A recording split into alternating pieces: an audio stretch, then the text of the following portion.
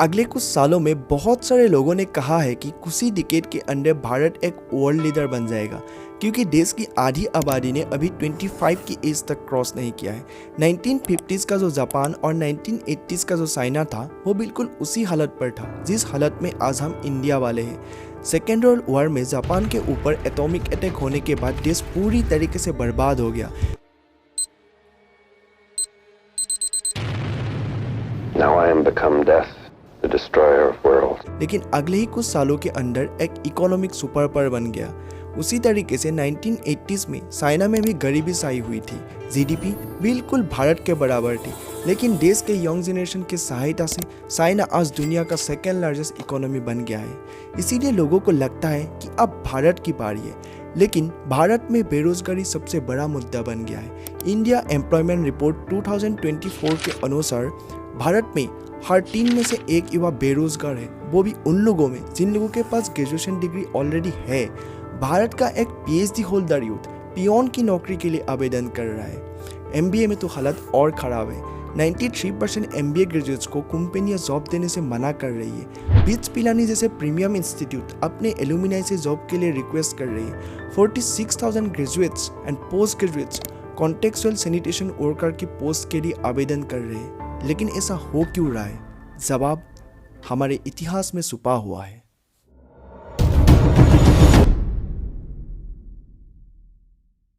कल्पना कीजिए, आप एक ऐसे समय में खड़े हैं जब भारत एक भूमि नहीं बल्कि ज्ञान का केंद्र था। एक ऐसा युग जब भारत की मिट्टी पे न केवल वैज्ञानिक सोच पनपती थी बल्कि नैतिक मूल्यों और जीवन के गुण रहस्यों की शिक्षा भी दी जाती थी। यहाँ की गुरुकुल प्रणाली न केवल छात्रों को शिक्षा देती थी बल्कि उन्हें जीवन के हर क्षेत्र में पूर्णता की ओर ले जाती थी। और इसी गुरुकुल प्रणाली का सबसे चमकता सितारा था नालंदा विश्वविद्यालय। अब अपनी आंखें बंद करें और सोचें, प्राचीन भारत का एक ऐसा दिन और नालंदा के विशाल द्वार जिनके भीतर ज्ञान और शिक्षा का एक ऐसा प्रकाश था कि उसकी चमक पूरी दुनिया तक पहुंची। वहाँ के शांत वातावरण में विभिन्न भाषाओं के छात्र और विद्वान अपने विचारों का आदान प्रदान करते हुए देखते हैं। हर कोने पे एक अलग दुनिया बसती है। कहीं पर गणित पर चर्चा हो रही है तो कहीं पर खगोल शास्त्र पर, कहीं पर दार्शनिक तर्क दिए जा रहे हैं तो कहीं धर्म और नैतिकता पर गहन बहस चल रही है। आप उन विद्यार्थियों को देखते हैं जो नालंदा के अंदर जाने के लिए आतुर है। वे सिर्फ भारत से नहीं आए, वे चीन, Japan, Tibet, Mongolia, Korea, Iran और दुनिया के दूर दराज इलाकों से हजारों मील चलकर यहाँ तक पहुँचे हैं। वे सिर्फ शिक्षा के लिए नहीं, वे एक ऐसे खजाने की खोज में आए हैं जो उनकी पूरी जिंदगी को बदलने की ताकत रखता है। इस संस्थान ने आर्यभट्ट जैसे महान गणितज्ञ दिए जिन्होंने दुनिया को शून्य का विचार दिया। यहाँ के शिक्षक और छात्र दोनों अपने समय के महानतम विचारक थे। यह विश्वविद्यालय उस युग का ज्ञान का महासागर था। और फिर एक दिन सब कुछ बदल गया। 1193 का वो मनहूस साल जब नालंदा की शांति को बख्तियार खिलजी और उसकी सेना ने अपने कदमों से कुचल दिया। कल्पना कीजिए वो खौफनाक रात जिस दिन नालंदा की पुस्तकालयों में आग लगा दी गई। कहते हैं कि वहाँ की किताबें महीनों तक जलती रही। उन साधुओं को जिन्होंने अपना पूरा जीवन ज्ञान के लिए समर्पित कर दिया, उनको बेरहमी से मार डाला गया। छात्रों को अपनी पांडुलिपियों के साथ जला दिया गया। उन शिक्षकों को जो दुनिया को अपने ज्ञान से नई दिशा दे रहे थे, उनकी सिर धड़ से अलग कर दिए गए। शायद आप सोच रहे हैं कि हम मुख्य विषय से भटक रहे हैं, हम इतिहास की बात क्यों कर रहे हैं? सदियों पुराने नालंदा का बेरोजगारी से क्या मतलब हो सकता है? लेकिन क्या आप जानते हैं, नालंदा का विनाश सिर्फ एक घटना नहीं थी, ये तो बस शुरुआत थी उस गहरी साजिश का जिसने भारत की बौद्धिक शक्ति को उसकी जड़ से बदल दिया। उसी बल से हमारी स्वतंत्र बुद्धिमत्ता पर हमला शुरू हो चुका था। सदियों बाद एक बार और हुआ, लेकिन इस बार तलवारों से नहीं बल्कि ऐसे विचारों से जो हमारे दिमाग को गुलामी की जंजीरों से बांध दे। इसका असर आज भी हम पर है। आज भी हमें लगता है कि शिक्षा का मतलब सिर्फ और सिर्फ एक नौकरी लेना है।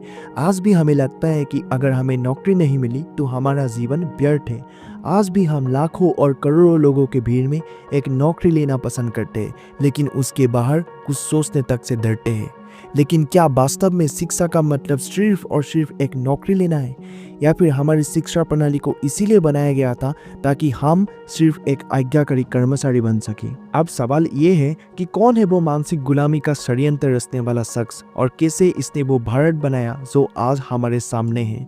इसका जवाब छिपा है एक ऐसे सिस्टम में जिसे इतनी चालाकी से बनाया गया कि आज भी हम में से ज्यादातर लोग ये नहीं समझ पाते कि हम उसी के हिस्से।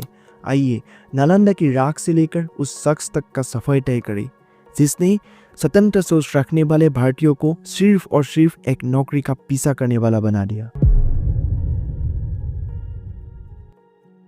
नालंदा पर बार बार हुए हमलों के बाद यह अद्वितीय शिक्षा का केंद्र पूरी तरीके से समाप्त हो गया, लेकिन फिर भी भारत में गुरुकुल प्रणाली जीवित थी। भारत के लोग खुद से सोचने और समझने की क्षमता रखते थे।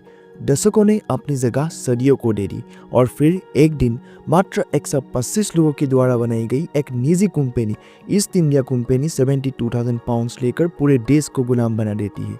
यह वही कंपनी थी जिसने भारत की आत्मनिर्भरता और ज्ञान की जड़ों को धीरे धीरे काटकर उनकी जगह गुलामी की मानसिकता भर दी। लेकिन भारत जैसे देश को गुलाम बनाने की राह में उनके सामने दो बड़ी समस्याएं थी। पहली, भारतीयों को अंग्रेजी नहीं आती थी जिनसे उन्हें बहकाना और निर्देश देना मुश्किल हो रहा था, और दूसरी, भारत में ऐसे लोग थे जो खुद से सोचते थे, सही गलत का विश्लेषण करते थे, लेकिन ब्रिटिशर्स को चाहिए थे ऐसे लोग जो बिना सोचे समझे सिर्फ उनके आदेश का पालन करें, यानी कि ship labours.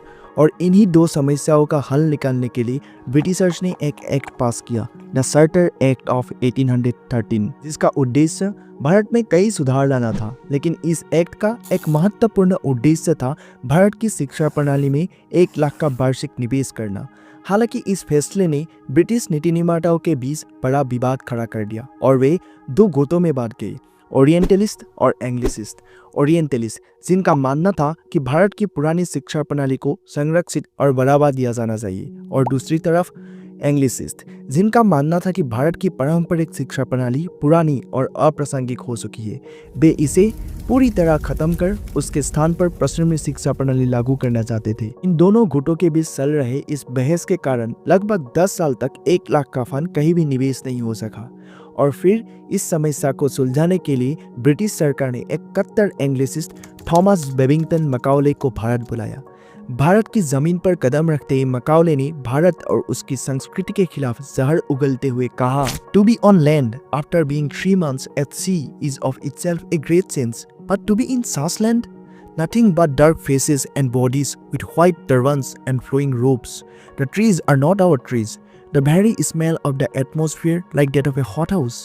The architecture as strange as the vegetation. यानी कि 3 महीने समुद्र में बिताने के बाद जमीन पर आना अपने आप में बड़ा बदलाव है, लेकिन ऐसी जगह पर हर जगह काले रंग के सेहरे, सफेद पगड़ी और लंबे कपड़े दिखे। यहाँ के पेड़ हमारे पेड़ जैसे नहीं है। हवा की खुशबू किसी गर्म और नम जगह जैसी लगती है। यहाँ की इमारतें और पेड़ पौधे भी बड़े अजीब है। लेकिन विडंबना देखिए, इसी आदमी को general committee of public instruction के प्रमुख बना दिया जाता है। उसे काम दिया जाता है कि वो भारत की शिक्षा प्रणाली की सर्वे करे और ईस्ट इंडिया कंपनी को इसकी रिपोर्ट दे। मकाउले एक ऐसा व्यक्ति था जो भारत की प्राचीन शिक्षा प्रणाली को बिल्कुल समर्थन नहीं करता था। उसने भारत की ग्रंथों और साहित्य को बिल्कुल बेकार और अप्रासंगिक करार दिया। उसने अपनी मिनट ऑन इंडियन एजुकेशन में भारतीय ग्रंथों और शिक्षा प्रणाली पर टिप्पणी करते हुए लिखा, it is I believe no exaggeration to say that all the historical information which has been collected from the books written in the Sanskrit language is less valuable than what may be found in the most paltry abridgments used at preparatory schools in England. मकाउले के अनुसार भारतीय साहित्य और ज्ञान की तुलना में पश्चिमी ज्ञान अधिक उपयोगी और श्रेष्ठ था। उसने यह तक कहा कि A single shelf of a good European library was worth the whole native literature of India and Arabia together. यही महीने सर्वे करने के बाद 1835 में ब्रिटिशों द्वारा इंग्लिश एजुकेशन सिस्टम लागू कर दिया गया। इस शिक्षा प्रणाली के तहत 7 लाख गुरुकुलों पर ताला लगा दिए गए। ब्रिटिशों द्वारा लागू की गई इस शिक्षा प्रणाली का मूल उद्देश्य कुछ और ही था। ये शिक्षा प्रणाली प्राच्यन एजुकेशन सिस्टम पर आधारित थी, जिसका मूल लक्ष्य था नौकरों और श्रमिकों की एक ऐसी पीढ़ी तैयार करना जो सवाल और सोचने की बजाय सिर्फ आदेशों का पालन करी। लेकिन भारतीयों को यह समझाया गया कि यह शिक्षा प्रणाली उन्हें आधुनिक बनाएगी। लोगों को लगा कि अंग्रेज उनके हित के लिए काम कर रहे, लेकिन असलियत इससे बिल्कुल अलग थी। यह शिक्षा प्रणाली का असली उद्देश्य भारतीयों को सिर्फ ऐसा बनाने का था कि ब्रिटिश हुकूमत के लिए क्लार्क, नौकरशाह और श्रमिक बन सके। मकाउले ने खुलकर कहा, education should create a class of persons Indian in blood and colour but English in taste, in opinions, in morals and in intellect. धीरे धीरे अंग्रेजों ने अपनी यह शिक्षा प्रणाली पूरे भारत में लागू कर दिया। अब हर जगह भारतीय काम कर रहे थे, कार्यालय में क्लार्क, सेना में सिपाही और फैक्ट्रियों में मजदूर। लेकिन इनमें से कोई स्वतंत्र नहीं था, वे सिर्फ गुलाम थे जो अंग्रेजों के इशारों पर नाच रहे थे। अब आप सोच रहे होंगे कि वो तो पुरानी बातें हैं, अब तो सब कुछ ठीक हो गया होगा। लेकिन क्या वाकई ऐसा है? क्या आज भी हमारा शिक्षा प्रणाली हमें स्वतंत्र सोचने वाले लीडर्स बना रहे हैं, या फिर आज भी हमारा शिक्षा प्रणाली सिर्फ औसत देश के कर्मचारी तैयार कर रहे हैं जो दूसरों के लिए काम करते हैं और उनके सपने पूरे करते हैं? इसका जवाब आप खुद खोजिए। क्या मकाउले का सपना अभी भी जिंदा है?